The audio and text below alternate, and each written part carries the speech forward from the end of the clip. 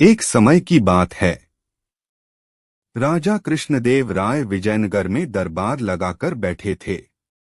उसी समय दरबार में एक सुंदर महिला एक बक्सा लेकर आई। उस बक्से में एक मखमली साड़ी थी, जिसे निकालकर वह दरबार में राजा और सभी दरबारियों को दिखाने लगी। साड़ी इतनी सुंदर थी कि जो भी उसे देखता वह हैरान रह जाता।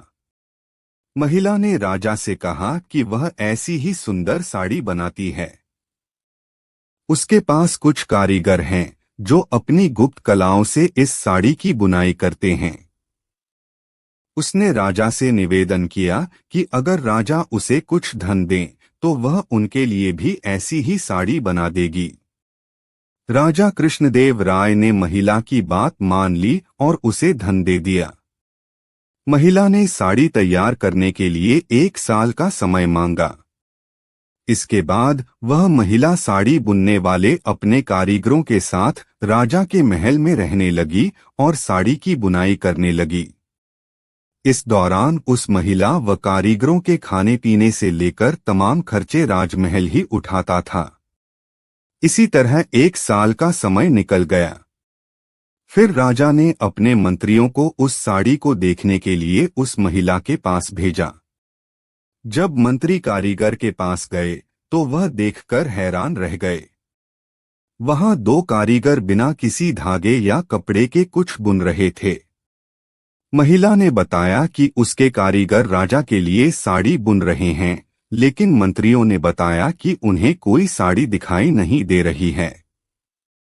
इस पर उस महिला ने कहा कि यह साड़ी सिर्फ वही लोग देख सकते हैं जिनका मन साफ हो और जीवन में उन्होंने कोई पाप न किया हो। महिला की यह बात सुनकर राजा के मंत्री परेशान हो गए। उन्होंने बहाना बनाते हुए उस महिला से कहा कि उन्होंने वह साड़ी देख ली है और वो वहां से चले गए। राजा के पास वापस आकर उन्होंने कहा कि वह साड़ी बहुत ही सुंदर है। राजा इस बात से काफी खुश हुए। अगले दिन उन्होंने उस महिला को वह साड़ी लेकर दरबार में हाजिर होने का आदेश दिया। वह महिला एक बक्सा लिए हुए अपने कारीगरों के साथ अगले दिन दरबार में आ गई। उसने दरबार में बक्सा खोला और सबको साड़ी दिखाने लगी। दरबार में बैठे सभी लोग बहुत हैरान थे, क्योंकि राजा समेत किसी भी दरबारी को कोई साड़ी नहीं दिखाई दे रही थी। यह देखकर तेनालीराम ने राजा के कान में कहा कि उस महिला ने झूठ बोला है। वह सभी को बेवकूफ बना रही है। इसके बाद तेनालीराम ने उस महिला से कहा कि उन्हें या दरबार में बैठे किसी भी दरबारी को यह साड़ी दिखाई नहीं दे रही है। तेनालीराम की यह बात सुनकर महिला ने कहा कि यह साड़ी सिर्फ उसी को दिखाई देगी जिसका मन साफ होगा और उसने कोई पाप न किया हो। महिला की इस बात को सुनकर तेनालीराम के मन में एक योजना आई। उन्होंने उस महिला से कहा, राजा चाहते हैं कि तुम खुद उस साड़ी को पहनकर दरबार में आओ और सभी को वह साड़ी दिखाओ। तेनालीराम की यह बात सुनकर वह महिला राजा के सामने माफी मांगने लगी। उसने राजा को सब सच सच बता दिया कि उसने कोई साड़ी नहीं बनाई है। वह सबको मूर्ख बना रही थी। महिला की बात सुनकर राजा को बहुत गुस्सा आया। उन्होंने उसे जेल में डालने की सजा सुना दी, लेकिन जब उस महिला ने बहुत विनती की तो उन्होंने उसे छोड़ दिया और माफ करके उसे जाने दिया। साथ ही राजा ने तेनालीराम की चतुराई की तारीफ भी की। कहानी से सीख, अधिक दिनों तक झूठ या धोखा छिपाया नहीं जा सकता है। एक न एक दिन सच्चाई सबसे सामने आ ही जाती है। तेनालीराम हर बार अपने दिमाग का इस्तेमाल करके ऐसा कुछ करते थे कि विजयनगर के महाराज कृष्णदेव दंग रह जाते थे। इस बार उन्होंने एक तरकीब से राजा को अपने फैसले पर दोबारा विचार करने को मजबूर कर दिया। हुआ यूं कि एक बार राजा कृष्णदेव किसी काम के चलते कश्मीर चले गए। वहां उन्हें एक सुनहरे रंग का खिलने वाला फूल दिखा। वो फूल महाराज को इतना पसंद आया कि वो अपने राज्य विजयनगर लौटते समय उसका एक पौधा अपने साथ लेकर आ गए। महल पहुंचते ही उन्होंने माली को बुलाया। माली के आते ही महाराज ने उससे कहा, देखो, इस पौधे को हमारे बगीचे में ऐसी जगह लगाना कि मैं इसे अपने कमरे से रोज देख सकूं। इसमें सुनहरे रंग के फूल खिलेंगे जो मुझे काफी पसंद हैं। इस पौधे का काफी ख्याल रखना। अगर इसे कुछ भी हुआ तो तुम्हें प्राण दंड भी मिल सकता है। माली ने सिर हिलाते हुए राजा से पौधा लिया और उनके कमरे से दिखने वाली जगह में उसे लगा दिया। दिन रात माली उस फूल का खूब ख्याल रखता था। दिन जैसे ही बीतते गए उसमें सुनहरे फूल खिलने लगे। रोज राजा उठते ही सबसे पहले उसे देखते और फिर दरबार जाते थे। अगर किसी दिन राजा को महल से बाहर जाना पड़ता था तो उस फूल को न देख पाने के कारण उनका मन दुखी हो जाता था। एक दिन जब राजा सुबह उस फूल को देखने के लिए अपनी खिड़की पर आए तो उन्हें वो फूल दिखा ही नहीं। तभी उन्होंने माली को बुलवाया। महाराज ने माली से पूछा, वो पौधा कहाँ गया? मुझे उसके फूल क्यों दिख नहीं रहे हैं? जवाब में माली ने कहा, साहब, उसे कल शाम को मेरी बकरी खा गई। इस बात को सुनते ही उनका गुस्सा 7वें आसमान पर पहुंच गया। उन्होंने सीधे राजमाली को 2 दिन बाद मौत की सजा सुनाने का आदेश दे दिया। तभी वहां सैनिक आए और उसे जेल में डाल दिया। माली की पत्नी को जैसे ही इस बारे में पता चला, वो दरबार में राजा से फरियाद करने पहुंची। गुस्से में महाराज ने उसकी एक बात न सुनी। रोते रोते वो दरबार से जाने लगी। तभी एक व्यक्ति ने उसे तेनालीराम से मिलने की सलाह दी। रोते हुए माली की पत्नी ने तेनालीराम को अपने पति को मिली मौत की सजा और उस सुनहरे फूल के बारे में बताया। उसकी सारी बात सुनकर तेनालीराम ने उसे समझा बुझाकर घर भेज दिया। अगले दिन गुस्से में माली की पत्नी उस सुनहरा फूल खाने वाली बकरी को चौराहे में ले जाकर डंडे से पीटने लगती है। ऐसा करते करते बकरी अधमरी हो गई। विजयनगर राज्य में पशुओं के साथ इस तरह का व्यवहार करना मना था। इसे क्रूरता माना जाता था। इसलिए कुछ लोगों ने माली की पत्नी की इस हरकत की शिकायत नगर कोतवाल को कर दी। सारा मामला जानने के बाद नगर कोतवाल के सिपाहियों को पता चला कि यह सब माली को मिले दंड की वजह से वो गुस्से में कर रही है। यह जानते ही सिपाही इस मामले को दरबार में लेकर गए। महाराज कृष्णराज ने पूछा कि तुम एक जानवर के साथ इतना बुरा व्यवहार कैसे कर सकती हो? ऐसी बकरी जिसके कारण मेरा पूरा घर उजड़ने वाला है। मैं विधवा होने वाली हूँ और मेरे बच्चे अनाथ होने वाले हैं, उस बकरी के साथ कैसा व्यवहार करूं? महाराज, माली की पत्नी ने जवाब दिया। राजा कृष्णराज ने कहा, तुम्हारी बात का मतलब मैं समझ नहीं पाया। ये बेजुबान जानवर तुम्हारा घर कैसे उजाड़ सकता है? उसने बताया, साहब, ये वही बकरी है जिसने आपके सुनहरे पौधे को खा लिया था।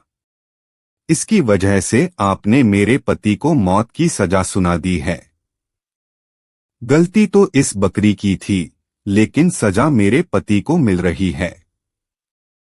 सजा असल में इस बकरी को मिलनी चाहिए, इसलिए मैं इसे डंडे से पीट रही थी। अब महाराज को यह बात समझ आई कि गलती माली की नहीं, बल्कि बकरी की थी।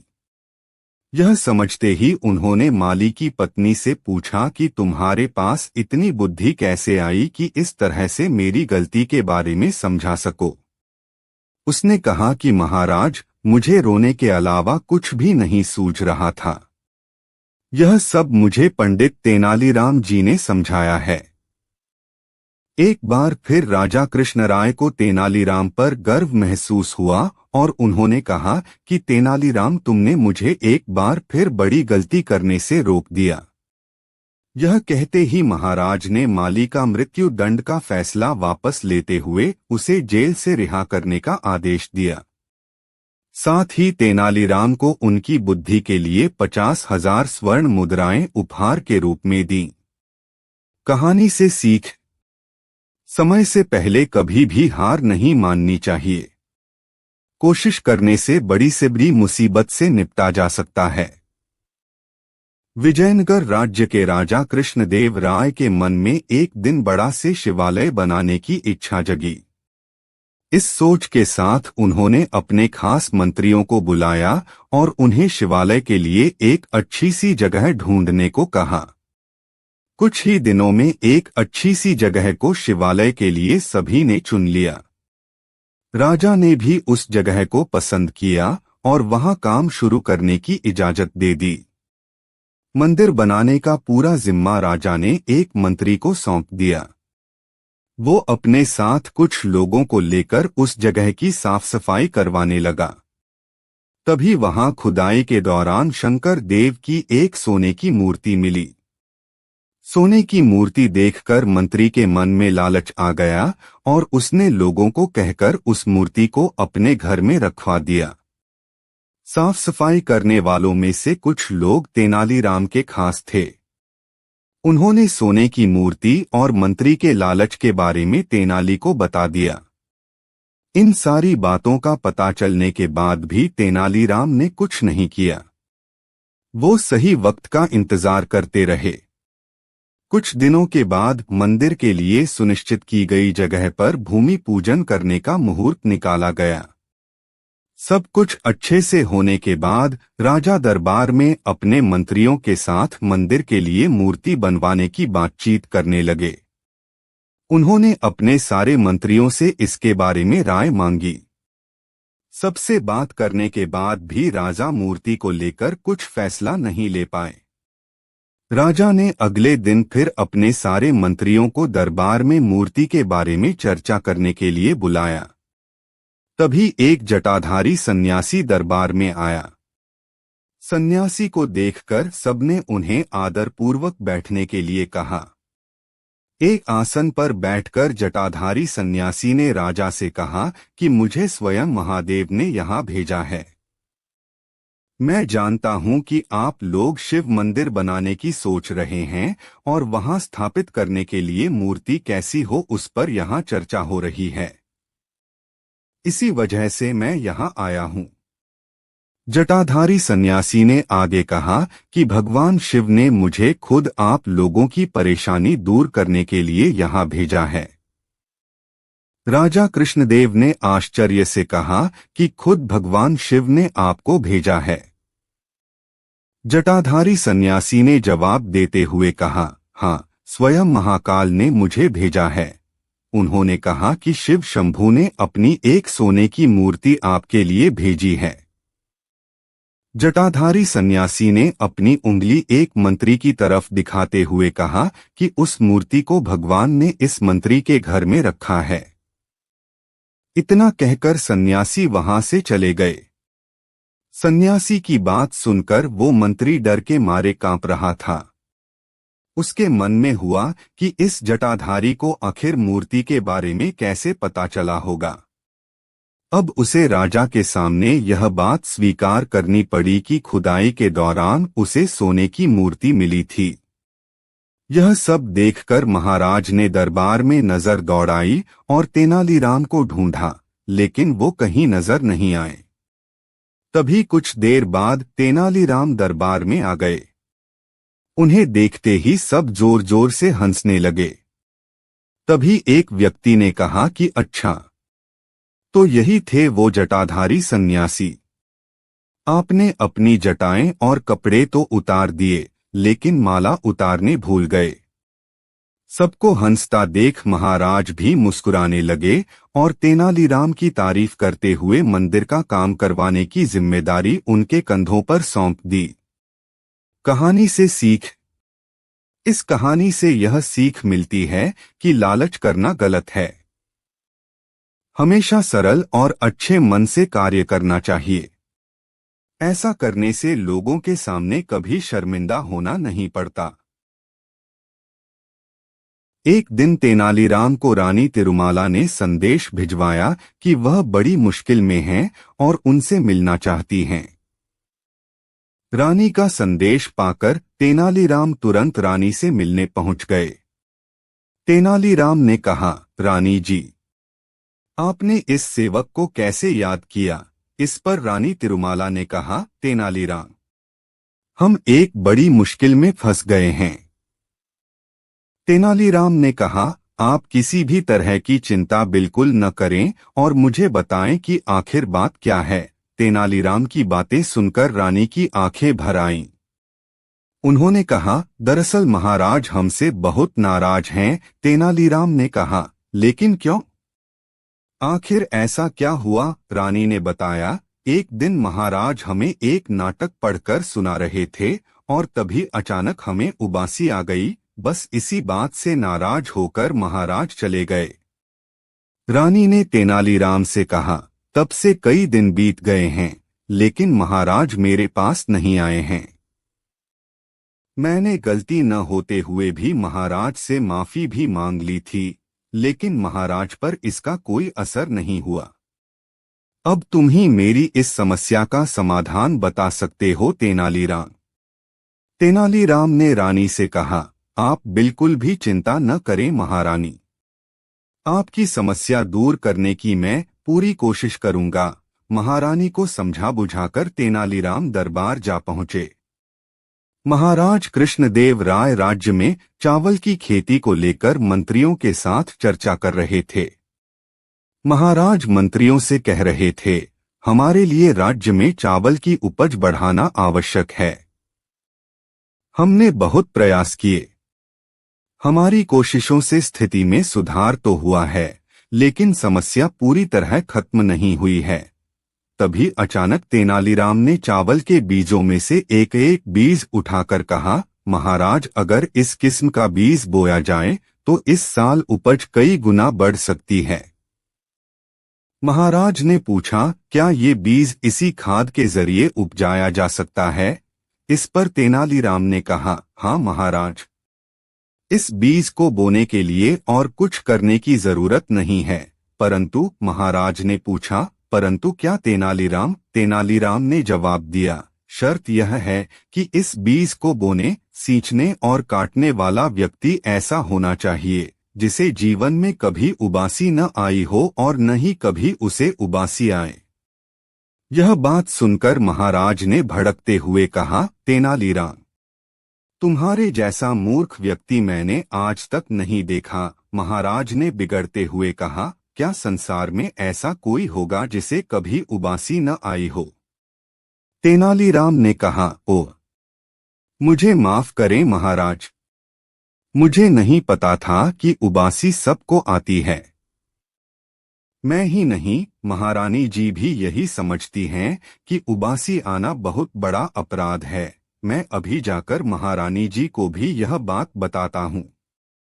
तेनालीराम की बात सुनकर पूरी बात महाराज की समझ में आ गई। वे समझ गए कि तेनालीराम ने यह बात उन्हें सही रास्ता दिखाने के लिए कही थी। उन्होंने कहा, मैं खुद जाकर यह बात महारानी को बता दूंगा। इसके बाद महाराज तुरंत महल जाकर रानी से मिले और उनके साथ सभी शिकायतों को दूर कर दिया। कहानी से सीख। इस कहानी से हमें यह सीख मिलती है कि किसी को बिना गलती के सजा नहीं देनी चाहिए। राजा कृष्णदेवराय के दरबार में तेनालीराम नाम के मंत्री थे, जो बड़े ही कुशल और समझदार थे। एक बार महाराज के सामने ऐसा मामला आया कि उनके लिए न्याय करना मुश्किल हो गया। ऐसे में तेनालीराम ने सूझबूझ से काम लिया और राजा की उलझन सुलझाई। हुआ यूं कि एक दिन नामदेव नाम का एक व्यक्ति राजमहल में आया और न्याय की गुहार लगाने लगा। राजा ने उससे पूछा कि तुम्हारे साथ किसने अन्याय किया है, तो नामदेव ने पूरी बात बताई। नामदेव ने बताया कि वो कल अपने मालिक के साथ कहीं जा रहा था, तो उसे रास्ते में एक पोटली मिली जिसमें 2 चमकते हीरे थे। मैंने हीरे देखकर कहा कि मालिक, इन हीरों पर राज्य का अधिकार है। इसलिए इन्हें राजकोष में जमा करा देते हैं। यह बात सुनकर मालिक भड़क पड़ा और बोला कि हीरे मिलने की बात किसी को बताने की जरूरत नहीं है। इसमें से एक मैं रख लूंगा और एक तू रख लेना। यह बात सुनकर मेरे दिल में लालच आ गया और मैं अपने मालिक के साथ उनकी हवेली लौट आया। हवेली आकर मालिक ने मुझे हीरे देने से इनकार कर दिया। महाराज, मुझे न्याय दीजिए। नामदेव का दुखड़ा सुनकर महाराजा ने तुरंत मालिक को दरबार में पेश होने का आदेश दिया। नामदेव का मालिक बहुत कपटी था। दरबार में आकर बोला कि महाराज, यह बात सच है कि हमें हीरे मिले थे, लेकिन वो मैंने नामदेव को दे दिए थे। मैंने नामदेव को आदेश दिया था कि इन हीरों को राजकोष में जमा करा देना। नामदेव के मन में लालच है, इसलिए वह झूठी कहानियां बना रहा है। महाराज बोले कि इसका क्या सबूत है कि तुम सच बोल रहे हो? नामदेव का मालिक बोला कि हुजूर, आप बाकी के नौकरों से पूछ लीजिए, ये सभी वहां मौजूद थे। जब राजा ने अन्य 3 नौकरों से पूछा तो उन्होंने भी यही कहा कि हीरे नामदेव के पास हैं। अब राजा बड़ी दुविधा में फंस गए। उन्होंने सभा खत्म कर दी और कहा कि फैसला कुछ समय बाद सुनाया जाएगा। राजा ने भीतर अपने कमरे में अपने सभी मंत्रियों से सलाह मांगी। किसी ने कहा कि नामदेव ही झूठा है, तो कोई बोला कि नामदेव का मालिक दगाबाज है। राजा ने तेनालीराम की ओर देखा जो अब तक शांत खड़े थे। राजा ने पूछा, तुम्हारा क्या विचार है तेनालीराम? तेनालीराम बोले कि अभी दूध का दूध और पानी का पानी हो जाएगा, लेकिन आप सभी को कुछ समय के लिए पर्दे की पीछे छुपना होगा। राजा इस मामले को जल्दी से जल्दी सुलझाना चाहते थे, इसलिए वह पर्दे के पीछे छुपने के लिए राजी हो गए। अब शाही कमरे में सिर्फ तेनालीराम नजर आ रहे थे। उन्होंने अपने सेवक को आदेश दिया कि तीनों नौकरों को एक एक करके मेरे सामने पेश किया जाए। सेवक पहले नौकर को लेकर हाजिर हो गया। तेनालीराम ने उससे पूछा, क्या तुम्हारे सामने तुम्हारे मालिक ने नामदेव को हीरे दिए थे? गवाह ने हामी भरी। अब तेनालीराम ने उसे एक कागज और कलम देकर कहा, तुम उस हीरे का चित्र बनाकर दिखाओ। नौकर घबरा गया और बोला, जब मालिक ने नामदेव को हीरे दिए तब वो लाल थैली में थे। तेनालीराम ने कहा, अच्छा चलो तुम यही खड़े रहो। इसके बाद दूसरे नौकर को बुलाने का आदेश दिया गया। दूसरे नौकर से भी तेनालीराम ने यही पूछा, अगर तुमने हीरे देखे थे तो उनका चित्र बनाकर दिखाओ। नौकर ने कागज लेकर उस पर 2 गोल गोल आकृतियां बना दीं। अब तीसरे नौकर को बुलाया गया। उसने कहा, हीरे भोजपत्र से बने एक लिफाफे में थे, इसलिए मैंने उन्हें नहीं देखा। इतने में महाराजा और बाकी मंत्री पर्दे से बाहर निकलकर आ गए। उन्हें देखकर तीनों नौकर घबरा गए और समझ गए कि अलग अलग जवाब देने से उनका झूठ पकड़ा जा चुका है। वो राजा के पैरों में गिर पड़े और बोले कि उनका कोई कसूर नहीं है, बल्कि मालिक ने ही उन्हें झूठ बोलने को कहा था, नहीं तो जान से मारने की धमकी दी थी। गवाहों की बात सुनकर महाराज ने सैनिकों को आदेश दिया कि इनके मालिक के घर की तलाशी ली जाए। तलाशी लेने पर दोनों हीरे मालिक के घर से मिल गए। इस बेईमानी के कारण उसे 1000 स्वर्ण मुद्राएं नामदेव को देने का आदेश दिया गया और 20,000 स्वर्ण मुद्रा का जुर्माना भी लगाया गया। इस तरह तेनालीराम की होशियारी से नामदेव को न्याय मिला और वो राजा के दरबार से खुश होकर लौटा। कहानी से सीख। इस कहानी से हमें यही शिक्षा मिलती है कि झूठ ज्यादा समय तक छिपा नहीं रह सकता, इसलिए कभी झूठ का सहारा नहीं लेना चाहिए। साथ ही लालच का परिणाम हमेशा बुरा ही होता है। कहानी से सीख कहाँ है? क्या पहली बार स्टोरी लिख रहे हो? सर, इससे पहले मैंने बहुत सी ऐसी कहानी लिखी जिनमें सीख थी ही नहीं, इसलिए इसमें याद नहीं रहा, लिख दी है। विजयनगर राज्य के राजा थे कृष्णदेव राय, जिन्हें पशु पक्षियों के साथ साथ अद्भुत और अनोखी चीजों का भी बहुत शौक था। यही कारण था कि मंत्रियों से लेकर दरबारी हमेशा अनोखी चीजों की खोज में लगे रहते थे। वे उन अनोखी चीजों को देखकर न सिर्फ महाराज को खुश करना चाहते थे, बल्कि उनसे उपहार और पैसे ऐंठना भी उनका मकसद था। एक बार की बात है, महाराज का एक दरबारी उनको खुश करने के लिए एक अनोखा लाल रंग का मोर रंगाई करने वाले से रंगवा कर लेकर आया।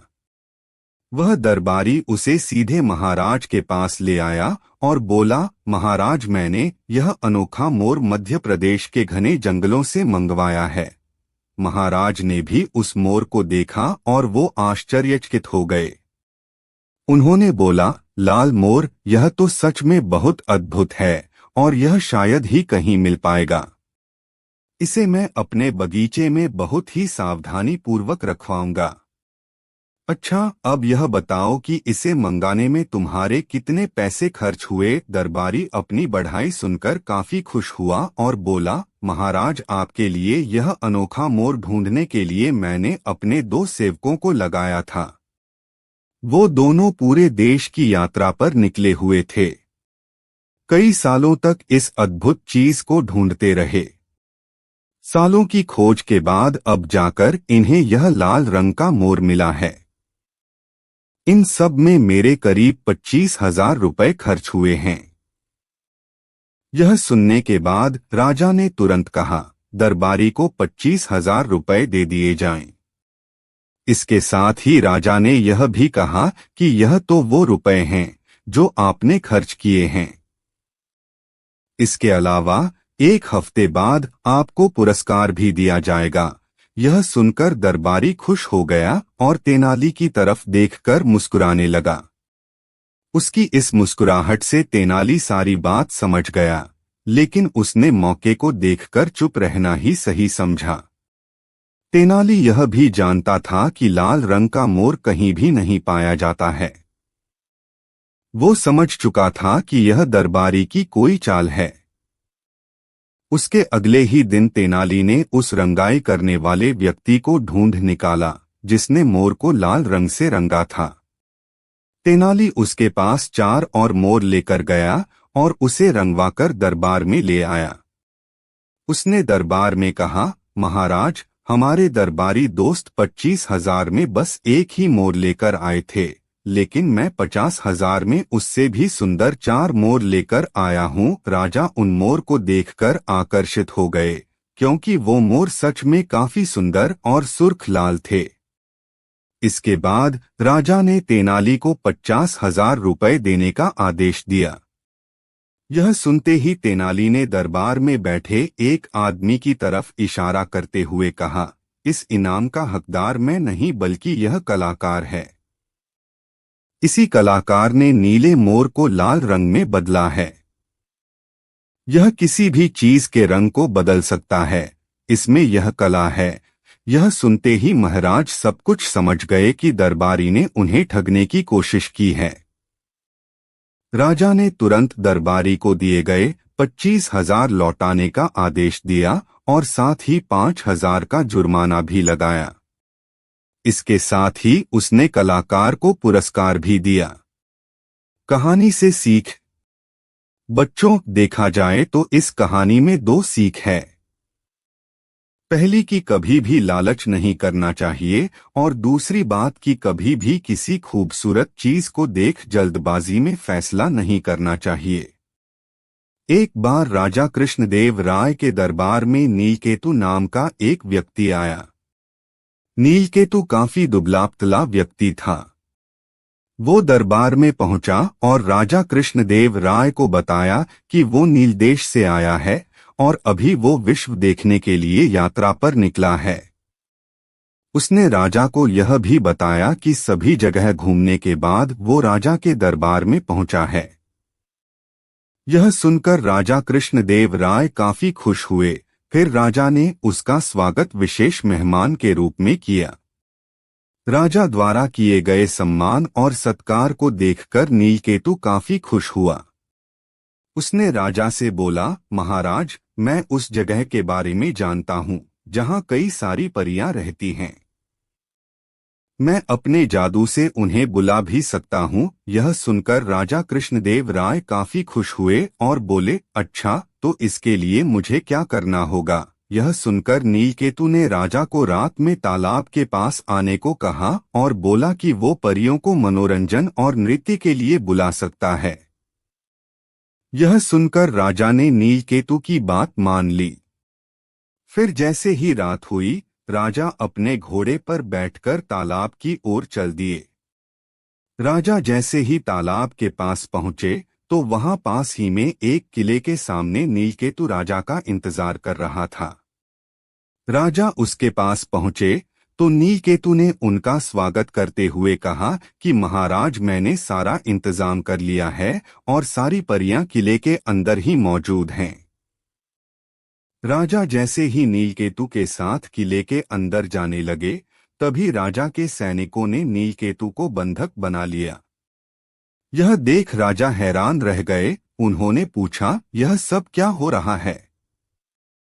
तुम सब ने इसे बंधक क्यों बना लिया है? उसी वक्त किले के अंदर से तेनालीराम बाहर आए और उन्होंने कहा, महाराज, मैं बताता हूँ कि क्या हो रहा है। तेनाली ने बताना शुरू किया। उसने कहा, महाराज, यह नीलकेतु कोई यात्रा करने वाला नहीं है, बल्कि नीलदेश का रक्षा मंत्री है और उसने धोखे से आपको यहाँ बुलाया है। किले के अंदर कोई परियां नहीं है। यह सिर्फ आपको यहाँ मारने के लिए लेकर आया था।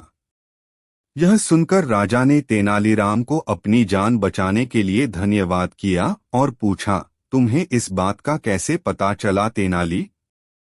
फिर तेनाली ने कहा कि महाराज, पहले दिन ही जब वो दरबार में आया था, उसी दिन मुझे इस पर शक हो गया था।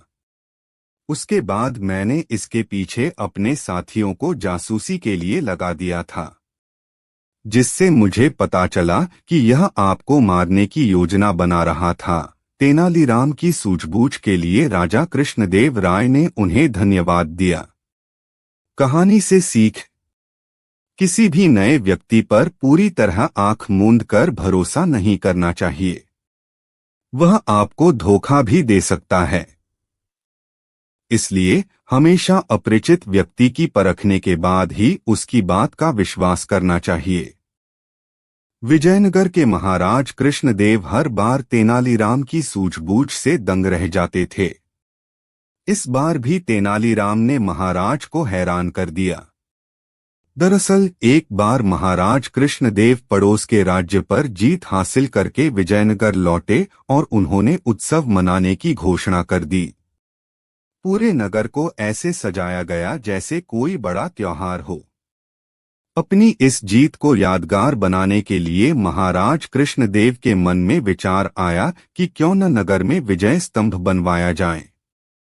स्तंभ बनाने के लिए महाराज ने राज्य के सबसे हुनरमंद शिल्पकार को तुरंत बुलवाया और उसे काम सौंप दिया।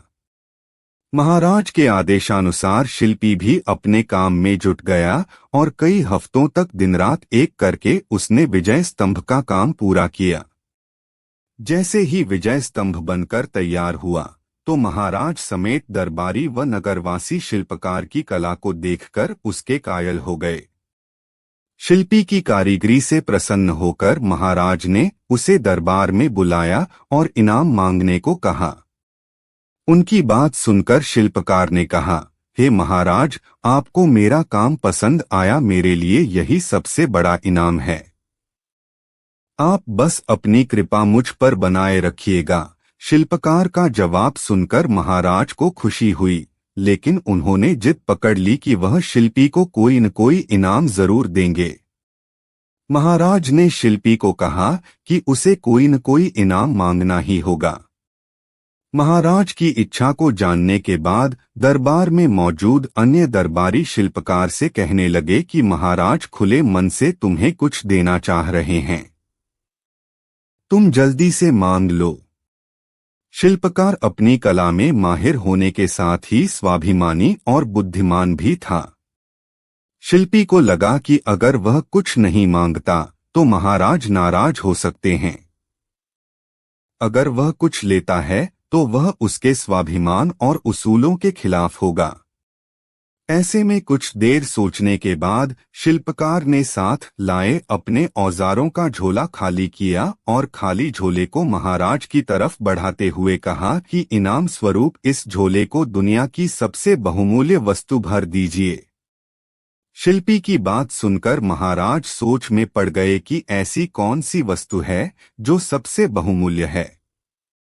काफी देर तक सोचने के बाद महाराज ने दरबार में मौजूद राजपुरोहित व सेनापति समेत अन्य दरबारियों से इसका जवाब मांगा। घंटों सोचने के बाद भी शिल्पी को क्या दिया जाए, इसका उत्तर किसी को समझ नहीं आया। किसी से भी संतोषजनक जवाब न मिलने पर महाराज झल्ला गए और शिल्पी से कहने लगे कि इस दुनिया में हीरे जवाहरात से बढ़कर और क्या कीमती हो सकता है। चलो मैं तुम्हारा ये झोला उसी से भर देता हूँ। महाराज की बात सुनकर शिल्पी ने इनकार में सिर हिलाते हुए कहा, नहीं महाराज, हीरे जवाहरात इस दुनिया में सबसे कीमती नहीं हैं। मैं वो कैसे ले सकता हूँ? संयोगवश उस दिन तेनालीराम दरबार में मौजूद नहीं थे।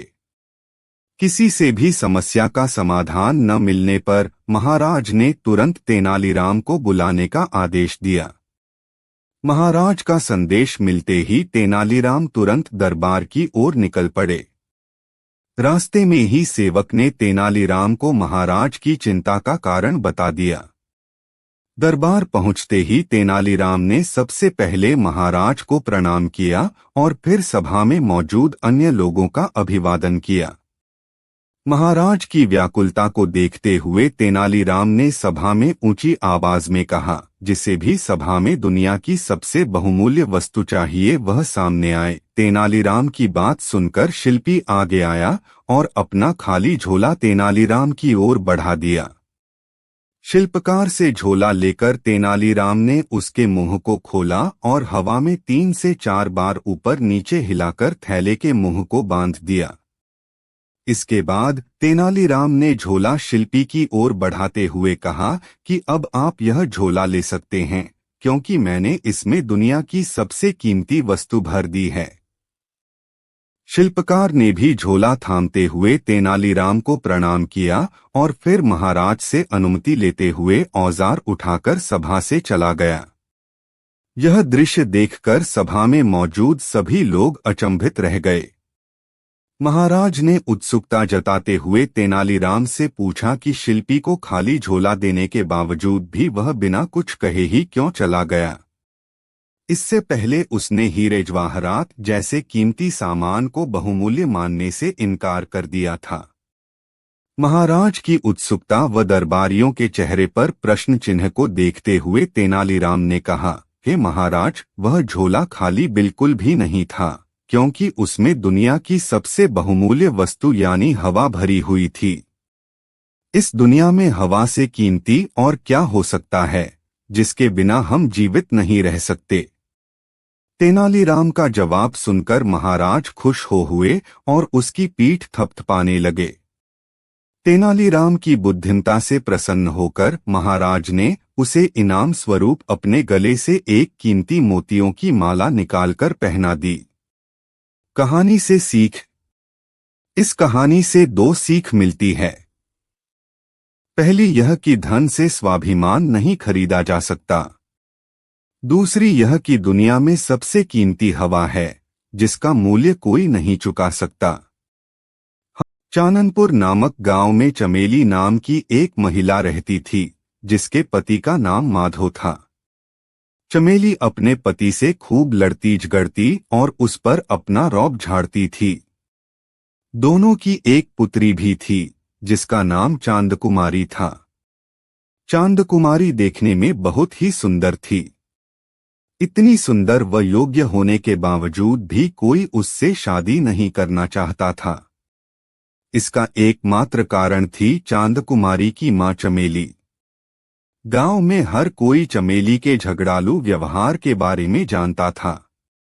वहीं तेनालीराम अपनी बुद्धिमानी के कारण बेहद प्रसिद्ध थे। उनकी इस प्रसिद्धि के कारण कई लोग उनसे जलते भी थे। एक दिन ऐसे ही ईर्ष्या करने वाले लोगों में से एक व्यक्ति उनके घर आया। वह तेनाली से कहने लगा कि चाननपुर गांव में चांदकुमारी नाम की बहुत ही रूपवती लड़की रहती है। वह उस सुंदर कन्या का रिश्ता तेनालीराम के भाई के लिए लेकर आया है। वह आदमी चाहता था कि विवाह पश्चात चांदकुमारी भी अपनी मां की तरह अपने पति पर रौब झाड़े और उसे डराकर रखे। यह सोच मन में ली ही वह तेनाली के यहाँ आया था, लेकिन वह इस बात से अनजान था कि तेनालीराम का कोई भाई था ही नहीं। तेनालीराम को उस आदमी की खराब नियत का पता शुरू में ही लग चुका था, क्योंकि वे भी चमेली के झगड़ालू आदत के बारे में पहले से ही जानते थे। तेनाली ठहरा अति बुद्धिमान। उसने नाटक करते हुए लड़की के बारे में और जानकारी ली, अंत में रिश्ते के लिए हामी भरी और उस आदमी को चाय पानी पिलाकर विदा किया। अब परेशानी यह थी कि विवाह के लिए तेनालीराम को एक भाई की आवश्यकता थी, क्योंकि वह विवाह के लिए हाँ कर चुका था। उसकी तलाश में तेनाली दूसरे गांव की ओर चल पड़े। वह युवक की तलाश कर ही रहे थे कि उन्हें रास्ते में एक परेशान युवक मिला। जब तेनालीराम ने उसकी परेशानी का कारण पूछा तो उसने जवाब दिया, मैं काम की तलाश में हूँ। क्या आपके पास मेरे लिए कोई भी काम होगा? तेनाली ने उसे काम देने का वादा किया और कहा, इसके बदले में तुम्हें मेरी इच्छानुसार विवाह करना होगा। तुम निश्चिंत रहो, क्योंकि जिस लड़की से मैं तुम्हारी शादी करवाना चाहता हूँ वह बहुत ही सुंदर व योग्य है। यह सुनकर वह युवक खुश हो गया। इधर चांदकुमारी के घर भी विवाह के प्रस्ताव को सुनकर सभी लोग खुश थे। जल्दी से पंडित को बुलाकर विवाह की तारीख पक्की की गई और तैयारियां शुरू हो गई। बड़ी धूमधाम से चांदकुमारी का विवाह संपन्न हुआ। विदाई का समय आया तो चांदकुमारी की मां चमेली ने अपनी पुत्री के कान में कहा, बेटी, मैं तुम्हारे पिता को रोज डरा धमकाकर अपने नियंत्रण में रखती हूँ। अगर तुम भी शुरुआत से ही अपने पति पर रौब झाड़ोगी तो तुम्हारा पति भी तुम्हारे नियंत्रण में रहेगा। चांदकुमारी ने अपनी मां की बात को ध्यान से सुना और उनकी बात मान ली। चमेली ने अपने पति माधो को भी कहा कि वह भी थोड़े दिन अपनी पुत्री के यहाँ हो आए। धीरे धीरे समय बीता और चांदकुमारी को यह एहसास हुआ कि उसके पति व तेनालीराम बहुत ही अड़ियल व रूखे स्वभाव के हैं, लेकिन फिर भी वह किसी न किसी बात पर हर रोज अपने पति से लड़ ही लेती थी और अपने गुस्से का प्रदर्शन भी कर देती थी। इधर माधो भी वहीं रह रहा था, तो तेनालीराम ने उसे दूध, घी, बादाम आदि पौष्टिक भोजन खूब खिलाया और कुछ ही महीनों में उसे तगड़ा बना दिया। जब वह अपने घर चाननपुर लौटने लगा तो तेनालीराम ने उसे अपने पास बुलाया और समझाया, देखो मित्र, मैं जानता हूं कि इतने वर्षों में तुमने बहुत कुछ सहा है। अगर तुम शुरुआत से ही अपनी पत्नी से डरने के बजाय उसके बातों और गुस्से का उल्टा जवाब देते और उसे समझाते तो आज यह नौबत नहीं आती है। इसलिए अब वक्त आ गया है जब तुम्हें हिम्मत दिखाकर अपनी पत्नी के गुस्सैल स्वभाव को ठीक करना होगा। अब तुम्हें खुद पता है कि तुम्हें क्या करना है। तुम्हें खुद ही अपनी मदद करनी होगी। माधो तेनालीराम की बात समझ गया। उसने उन्हें शुक्रिया कहा और अपने घर की ओर रवाना हुआ।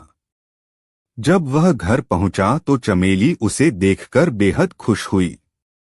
उसने अपने पति का खूब आदर सत्कार तो किया, लेकिन फिर वह उस पर रौब झाड़ने के बहाने ढूंढने लगी।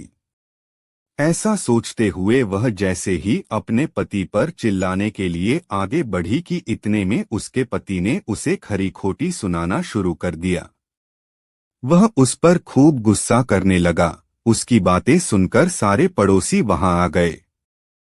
सबने माधो को शांत कराने की कोशिश की, लेकिन माधो का गुस्सा 7वें आसमान पर था।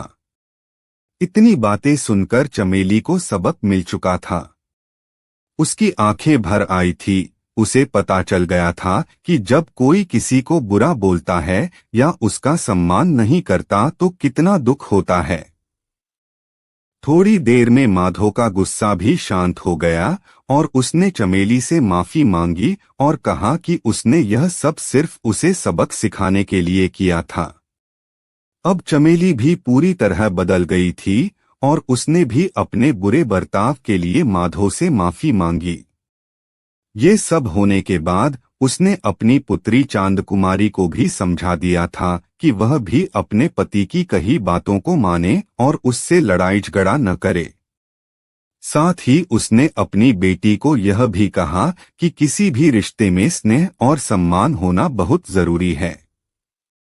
अपनी मां से यह सब सुनने के बाद चांदकुमारी भी अपने पति के साथ आदर सम्मान और खुशी खुशी अपना जीवन व्यतीत करने लगी।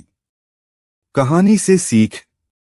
इस कहानी से हमें यह सीख मिलती है कि हमें कभी भी अपने माता पिता, भाई बहन, दोस्तों व प्रियजनों को कम नहीं आंकना चाहिए, बल्कि उनके साथ प्रेम व विश्वास से अपना जीवन खुशी खुशी बिताना चाहिए। किसी भी रिश्ते में आपसी समझ और मान सम्मान बहुत जरूरी होता है। तेनालीराम हमेशा जवाब देने के अपने नायाब तरीकों के कारण जाने जाते थे। उनसे कोई भी सवाल पूछा जाए, वह हमेशा एक अलग अंदाज के साथ जवाब देते थे, फिर चाहे वो सवाल उनकी मनपसंद मिठाई का ही क्यों न हो।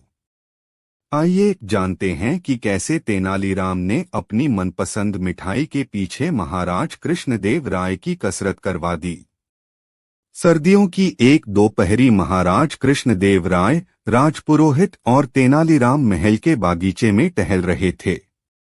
महाराज बोले, इस बार बहुत गजब की ठंड पड़ रही है। सालों में ऐसे ठंड नहीं पड़ी। ये मौसम तो भरपूर खाने और सेहत बनाने का है। क्यों राजपुरोहित जी, क्या कहते हैं? बिल्कुल सही कह रहे हैं महाराज। इस मौसम में ढेर सारे सूखे मेवे, फल और मिठाइयाँ खाने का मजा ही अलग होता है, राजपुरोहित ने जवाब दिया। मिठाइयों का नाम सुनकर महाराज बोले, यह तो बिल्कुल सही कह रहे हैं आप।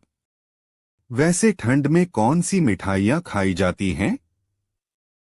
राजपुरोहित बोले, महाराज सूखे मेवों की बनी ढेर सारी मिठाइयाँ जैसे काजू कतली, बर्फी, हलवा, गुलाब जामुन आदि। ऐसी और भी कई मिठाइयाँ हैं जो हम ठंड में खा सकते हैं। यह सुनकर महाराज हंसने लगे और तेनालीराम की तरफ मुड़कर बोले, आप बताइए तेनाली, आपको ठंड में कौन सी मिठाई पसंद है? इस पर तेनाली ने जवाब दिया, महाराज, राजपुरोहित जी, आप दोनों रात को मेरे साथ चलिए। मैं आपको अपनी मनपसंद मिठाई खिला दूंगा। साथ क्यों? आपको जो मिठाई पसंद है हमें बताइए, हम महल में ही बनवा देंगे, महाराज ने बोला। नहीं महाराज, वह मिठाई यहाँ किसी को बनानी नहीं आएगी। आपको मेरे साथ बाहर ही चलना होगा, तेनाली ने कहा। चलिए ठीक है। आज रात को खाने के बाद की मिठाई हम आपकी मनपसंद जगह से ही खाएंगे, महाराज ने हंसकर कहा। रात को खाना खाने के बाद महाराज और राजपुरोहित ने साधारण कपड़े पहने और तेनाली के साथ चल पड़े। गांव पार करके खेतों में बहुत दूर तक चलने के बाद महाराज बोले, हमें और कितना चलना पड़ेगा तेनाली? आज तो तुमने हमें थका दिया है। बस कुछ ही दूर और, तेनाली ने उत्तर दिया। जब वो सभी मिठाई वाली जगह पहुंच गए तो तेनाली ने महाराज और राजपुरोहित को एक खाट पर बिठवा दिया और खुद मिठाई लेने चले गए। थोड़ी देर में वे अपने साथ 3 कटोरियों में गर्मा गर्म मिठाई ले आए। जैसे ही महाराज ने उस मिठाई को चखा, उनके मुंह से वाह से अलावा और कुछ नहीं निकला। महाराज और राजपुरोहित एक बार में पूरी मिठाई चटकर गए। इसके बाद उन्होंने तेनाली से कहा, वाह पंडित रामाकृष्ण, मजा आ गया। क्या थी यह मिठाई? हमने यह पहले कभी नहीं खाई है। महाराज की बात पर तेनालीराम मुस्कुराए और बोले, महाराज ये गुड़ था।